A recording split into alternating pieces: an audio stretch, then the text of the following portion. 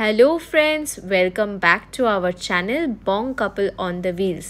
আজ আমরা চলে এসেছি গোয়া সিরিজের সেকেন্ড ভিডিও নিয়ে। আজকের ডেস্টিনেশন ক্যান্ডোলিম। আমরা এসে গেছি আমাদের সেকেন্ড ডেস্টিনেশন ক্যান্ডোলিমে। এখানে আমরা নেক্সট দুদিন থাকবো। আমরা চেক ইন করে নিয়েছি আমাদের হোটেল ভিলা ভেরাডিয়ানা। এটা একটা স্টুডিও অ্যাপার্টমেন্ট টাইপের। তোমাদের দেখিয়ে দিচ্ছি ঘুরে আমাদের রুমটা। রুম থেকে ঢুকেই রয়েছে একটা লিভিং স্পেস, সোফা, এসি রয়েছে রুমে। টিভিটা চালাও, টিভি, ওয়ার্ডরোব। এদিকে ব্যালকনি রয়েছে, সেখানে চেয়ার দেওয়া। এখানে একটা কিচেনও রয়েছে, চাইলে টুকটাক কিছু রান্না করে নেওয়া যায়। ফ্রিজ রয়েছে। বাথরুমটা দেখিয়ে দিই।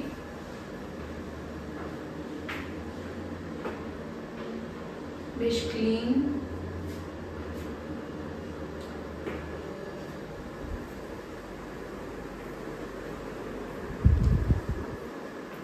এইদিকে ভেতরে রয়েছে বেডরুম, একটা কিং সাইজ বেড। রুমটা বেশ ভালো, বেশ সিম্পলের মধ্যে সব রকম অ্যামিনিটিস রয়েছে। হোটেলের এই রুমটার ভাড়া 2250 টাকা। আমরা গোয়া ভিভো থেকে রেটিংস আর রিভিউজ দেখে বুক করেছিলাম। আর এখান থেকে ক্যান্ডোলিম বিচ হেঁটে মাত্র 2-3 মিনিট। আমরা এখন যাচ্ছি ক্যান্ডোলিম বিচের দিকে। হোটেল থেকে জাস্ট 2-3 মিনিটস ওয়াক, একদমই কাছে। আর বিচটা খুব সিরিন, এখান থেকেই দেখতে পাচ্ছি। বেশ শান্ত, খুব একটা লোকজন নেই। সারা ভারত জুড়ে যত বিচ আছে তার মধ্যে অন্যতম সুন্দর হচ্ছে এই গোয়ার বিচগুলি। তাই বিচ লাভার্সদের ফেভারিট ডেস্টিনেশন হচ্ছে গোয়া। ঘোরার সুবিধার জন্যে গোয়াকে মোট 3টে রিজিয়নে ভাগ করা হয়: নর্থ গোয়া, সাউথ গোয়া আর ওল্ড গোয়া। আমরা এই সবকটা জায়গায় খুব ভালোভাবে ঘুরেছি। প্রথম 4 দিন আমরা ছিলাম নর্থ গোয়াতে, তারপর চলে গেছিলাম সাউথ গোয়া, আর তারপর শেষ দিন আমরা ঘুরেছিলাম ওল্ড গোয়া। নর্থ গোয়ার অন্যান্য বিচ যেমন ক্রাউডেড, প্রচুর লোকজন সেখানে দেখতে পাবে, কিন্তু ক্যান্ডোলিম তার থেকে একটু আলাদা। ক্যান্ডোলিম একদমই সিরিন, একদমই ফাঁকা ফাঁকা দেখতে পাচ্ছ। আর আমাদের এরকম ফাঁকা সিরিন বিচেসই পছন্দ, তাই আমরা বেছে নিয়েছি ক্যান্ডোলিম। জলটা অসাধারণ, একদম ক্রিস্টাল ক্লিয়ার। বিচটাও খুব পরিষ্কার। স্নান করতে ইচ্ছা করছে। কিছু শ্যাক্স রয়েছে, তাতে আমরা দেখতে পাচ্ছি কিছু ফরেনার্স। আমরা হেঁটে হেঁটে বিচ ধরে একটু এগোচ্ছি। গোয়াতে আসার বেস্ট সিজন ডিসেম্বর জানুয়ারি, কিন্তু দুপুরগুলো তাও গরম। এখন ঘড়িতে দুপুর 1টা, সূর্য মামা একদম মাথার ওপরে, রোদ ঝলমলে একটা দিন। বেশ গরম লাগছে বিচে। রুমগুলো এসি, তাই বুঝতে পারছি না। আর সন্ধ্যে থেকে ওয়েদার খুব ভালো হয়ে যায়, বেশ ঠান্ডা ঠান্ডা প্লেজেন্ট ওয়েদার। দুপুরগুলো বেশ গরম, তাই শীতকাল ছাড়া কেউ গোয়া আসার প্ল্যান বোধহয় না করলেই ভালো।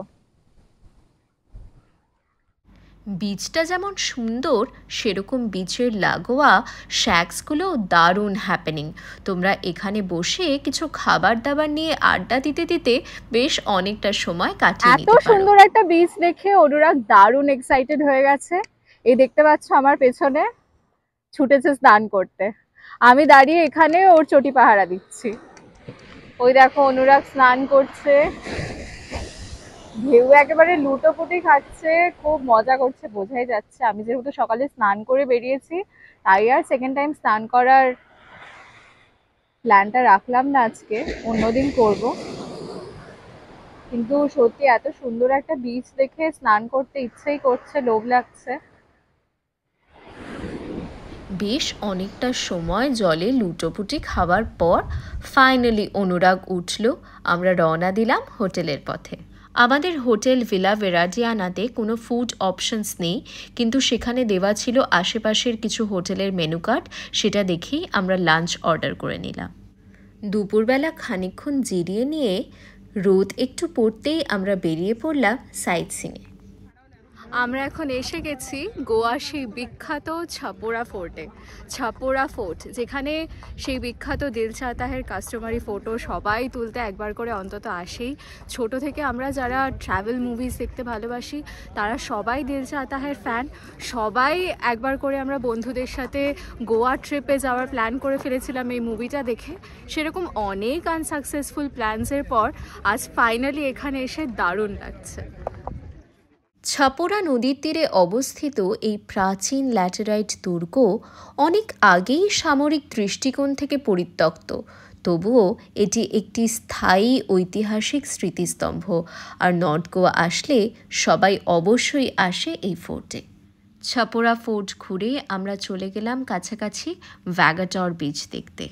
গোয়া গেলে ভ্যাগাটরের সানসেট একদম মিস করো না। সেদিনের মতো ঘোরা শেষ করে আমরা ফিরে এলাম আমাদের হোটেলে। গোয়া ট্রিপের আরও ভিডিওর জন্য চোখ রাখো আমাদের চ্যানেলে।